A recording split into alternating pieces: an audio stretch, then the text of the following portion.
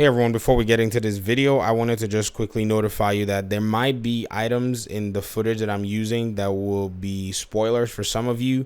I don't think it's really a big deal, but if you want to keep yourself free from any spoilers, you can just look away and listen. I think that will be the best bet for you to go because I recorded this in a format where you can just listen and you should be able to get a bunch of the information that I'm actually talking about. But if you don't care about spoilers or you're already playing the game as well, I'm 15 hours in. So if you're past me, then I won't spoil anything for you. But if you're not where I am, there also might be spoilers. So fair warning, let's start the video. So Star Wars Force Unleashed was such a cool game that if you played it at the time that it was released or maybe afterwards, you would have enjoyed every single aspect of it as much as it was able to bring to the table. I remember playing the game. I remember playing the game extensively, actually. And I was playing it with a friend who was pretty much guiding me through the game. I'd gone to visit him and he said, hey, check this game out. So we sat there and for about a few hours, I just played this game, enjoyed all the aspects of the game. And, I put the controller down thinking to myself, man, this was such an amazing experience, but then I wasn't necessarily thinking about all the intricacies. And fast forward many, many years later, probably 10, 11 years since I actually played that game, I'm sitting here playing this game, Star Wars Jedi Fallen Order, and all I can think is how this game respects the gamer. Now, I use the word respect because if you think about the last Star Wars games that have come from EA, in terms of Battlefront and Battlefront 2, not the classic Battlefront 2, by the way. Yeah, I'm talking about the one that came in with the Xbox One PS4 generation.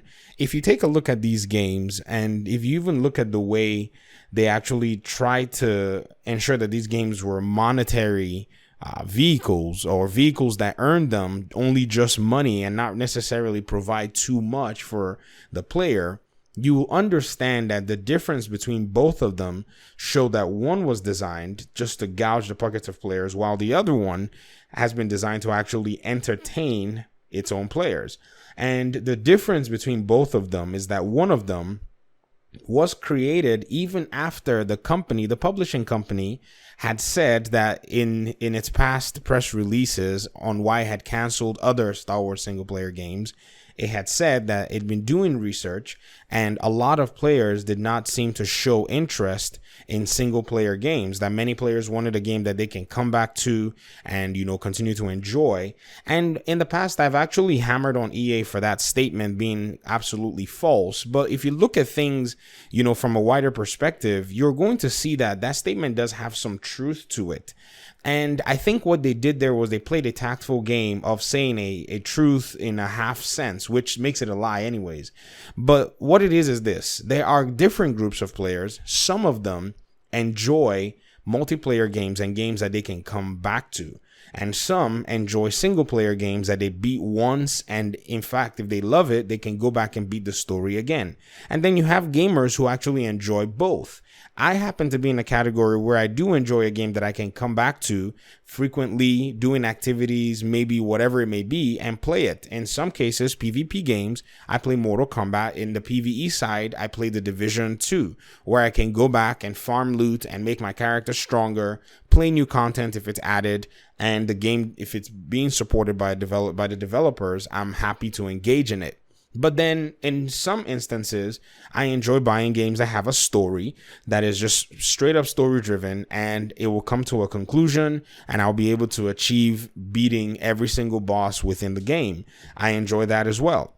And for the longest time, a lot of players have understood that with Force Awakens, a lot of the other Star Wars games might want to follow that tradition, and people will be happy to see a game in terms of Star Wars that comes in with a story campaign. And then if there was any multiplayer elements, it will be a strong multiplayer element that is based on skill level, based on progression, based on ability, based on the ability for you to make your character stronger because you have been playing the multiplayer aspects of the game.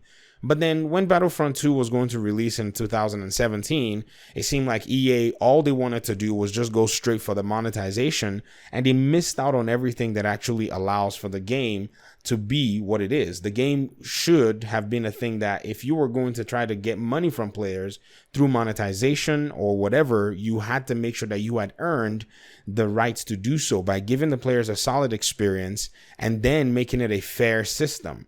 But it seemed like EA only wanted to fully monetize this. And this was, in my opinion, very disrespectful to everybody who tried to actually look into and play that game. I did not purchase that game on release. In fact, what I ended up doing was I ended up purchasing 2 copies that were free copies that somebody may have gotten on a PlayStation, and I kept them just as a reminder of exactly what this gaming industry can become if we continue to support them. Now, if you think about Star Wars Jedi Fallen Order, I think players made their minds known by keeping their money in their wallet, and then with all the cataclysmic, you see what I did there? Issues that went wrong with Anthem, it seemed like EA was ready to start turning a new leaf. And then putting this whole Star Wars Jedi Fallen Order in perspective, which had been announced, I think the PR and everything, Respawn Games did not want any of that to blow their way. In fact, they'd been working their way towards actually doing things slightly differently to give them a little bit of their own light away from EA. If you notice in Apex Legends, they released that game without any marketing, just a leak. Jeremy Hambley of The Quartering leaked it, and then before you know what's happening, bam, they dropped a big announcement and said something about Monday this game is coming, and then that's how they dropped Apex Legends, because they didn't want to deal with the PR that EA had already garnered in terms of just bad PR. And so releasing that game showed that they wanted to do their own thing in a sense, and I feel like EA had given them just the freedom to do so. But now if you look at this Star Wars game compared to the other ones that were made, you will see that this game is developed with the mind of just honoring its player base by giving them a solid story, solid gameplay loop, solid character build and character development, and everything that you would want in a Star Wars game. This game is good from a story perspective. It's good from a gameplay perspective. It's good from an aesthetic perspective. It's good from everything that you would think should be good about a Star Wars game. This game already has. When I first did my first 6-hour report on this game, all I said was, right now, I don't know what's going on. The game seems like it's got a slow pace and a slow start, and nothing had actually improved. And yes, in the first 6 hours, you will think you're playing a monotonous game. But then eventually, as you continue progressing through the game starts to develop and pick up speed as you, the character, are going through a lot of the areas within the game. In fact, you first feel like, well, there's something kind of missing. And then as you're thinking that there's something missing, that piece that you feel like that's missing starts to add up into the entire puzzle.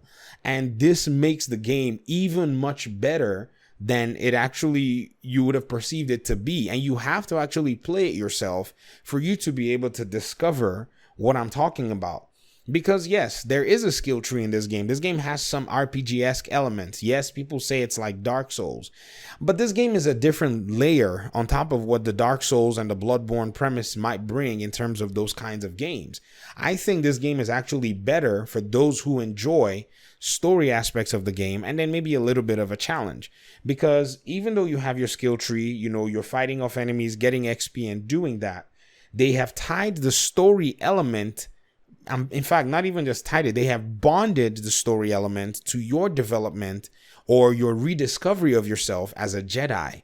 I don't think any game has done anything like this in a long time, or I cannot remember. I don't have any recollection of you walking through the story, and then as you're going through the story arch, you're unlocking abilities that you did not know that you had. So it's not like you're gaining or learning your abilities. You're already a Jedi.